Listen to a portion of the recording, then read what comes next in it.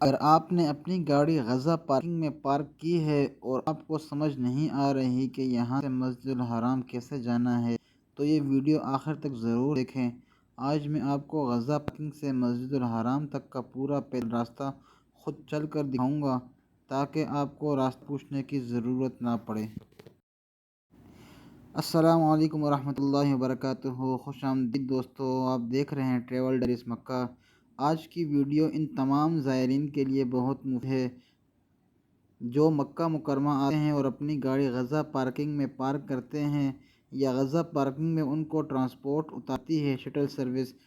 تو وہاں سے مسجد الحرام تک جانے کا راستہ ان کو آسان راستہ کون سا ہے، شارٹ راستہ کون سا ہے، آج کی اس ویڈیو میں میں آپ کو بتاؤں گا۔ غزہ پارکنگ سے مسجد الحرام تک کا مکمل پیدل راستہ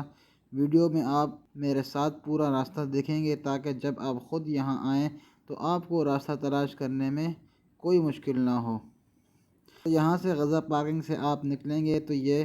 یہاں سے مسجد الحرام کا جو نیا ایریا ہے جو اب بنا ہے وہ شروع ہو جاتا ہے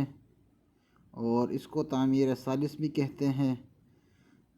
یہ یہاں سے راستہ بننا شروع ہو گیا ہے مسجد الحرام کا۔ پہلے یہ کافی آگے تک تھا لیکن اب جو ہے یہ غزہ پارکنگ کے ساتھ سے ہی جو بلڈنگ شروع ہو جاتی ہے حرم کی۔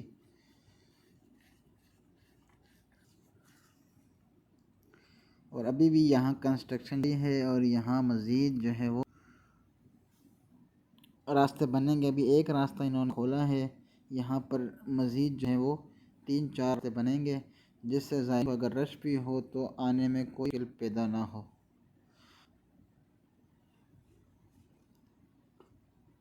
تو اس سے سیدھا سیدھا آپ آئیں گے اور غزہ پارکنگ سے جو حرم کا ہے وہ تقریباً 5 سے 6 منٹ کا راستہ ہے، اور اگر سلو چلیں تو 7 سے 8 منٹ آپ کے لگ جاتے ہیں غزہ پارکنگ سے مسجد الحرام کے صحن تک جانے کا، کیونکہ یہ غزہ پارک کافی اتارتی ہے اور وہاں سے پھر چلنا آگے تو کافی ٹائم لگ جاتا ہے، اس میں 7 سے 8 منٹ تک لگ جاتے ہیں اس میں۔ بنسبت مسفلہ پارکنگ ہے یا اجیا پارکنگ ہے اس کی بنسبت یہ غزہ پارکنگ تھوڑی سی دور پڑتی ہے۔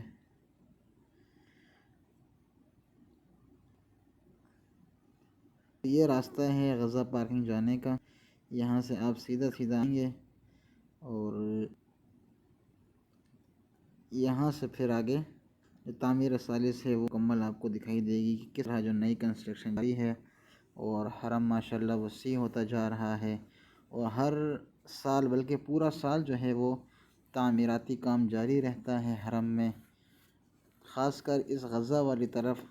اور جبل کعبہ کی طرف، وہاں پر جو ہے وہ کنسٹرکشن جاری رہتی ہے کیونکہ اس طرف جگہ کافی خالی ہے اور وہاں انشاءاللہ آگے بھی جو ہے حرم کو مزید وسیع کیا جائے گا تاکہ زیادہ سے زیادہ زائرین آ سکیں اور لوگوں کو کوئی پریشانی کوئی مشکل نہ ہو، کیونکہ جب آج کل تو اتنی رش نہیں ہے لیکن جب رمضان ہوتا ہے یا حج کا ایام ہوتے ہیں تو حاجیوں کو کافی مشکلات ہوتی ہیں اور راستے بھی کم ہوتے ہیں، رش بھی زیادہ ہوتی ہے، تو اس کو مد نظر رکھتے ہوئے سعودی حکومت نے تعمیر ثالث کا آغاز کیا ہے اور یہ تقریباً 5 سے 6 سالوں سے یہ کنسٹرکشن جاری ہے اور انشاءاللہ جلد از جلد یہ مکمل ہوگی اور حرم اور مزید وسیع ہوگا۔ تو یہاں سے جیسے ہی آپ آئیں گے تو سامنے آپ کو دکھیں گی یہاں پر جو نسک کے ذریعے آپ اگر اپنا قصر کروانا چاہتے ہیں تو اس کی سہولت بھی موجود ہے یہاں پر۔ یاد رکھیں یہاں پر جو ہے وہ قصر ہوتا ہے، حلق نہیں ہوتا۔ جو آپ دیکھیں باہر گاڑیاں کھڑی ہوں گی تو گلف کار ان کے اوپر جو ہے وہ بار بار شاپ بنی ہوئی ہیں، تو یہاں پر آپ کو قصر کریں گے، اگر آپ کے بال بڑے ہیں تو چھوٹے کاٹیں گے، لیکن اگر آپ کے بال چھوٹے ہیں آپ نے حلق کروانا ہے تو وہ یہاں سے نہیں ہوگا۔ اور یہاں پر یہ گاڑیاں کھڑی ہوئی ہیں، جنازے کی جو گاڑیاں آتی ہیں وہ بھی یہاں سے ہی آگے پھر لے کے جاتی ہیں مسجد الحرام تک اور پھر وہاں سے یہاں تک لے کے آتی ہیں، تو ان کی پارکنگ بھی یہیں پر ہے۔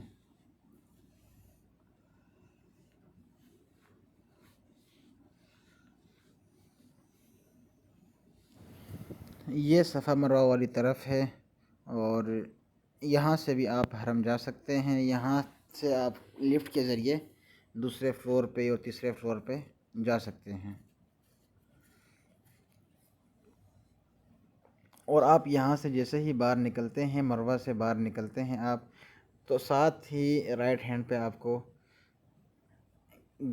گلف کار کھڑی ہوئی ملتی ہیں جس کے اندر باربر شاپ ہیں، اور وہ فری آف کاسٹ ہے۔ آپ وہاں سے اپنے قصر کروا سکتے ہیں، حلق وہاں سے نہیں ہوتا، قصر آپ وہاں سے کروا سکتے ہیں، اور پھر آپ یہاں سے آ کر غزہ کی طرف اپنی بس میں یا اپنی گاڑی میں آپ بیٹھ سکتے ہیں آ کے، اور وہاں سے اپنے ہوٹل جا سکتے ہیں۔ تو یہ راستہ تھا غزہ پارکنگ کا،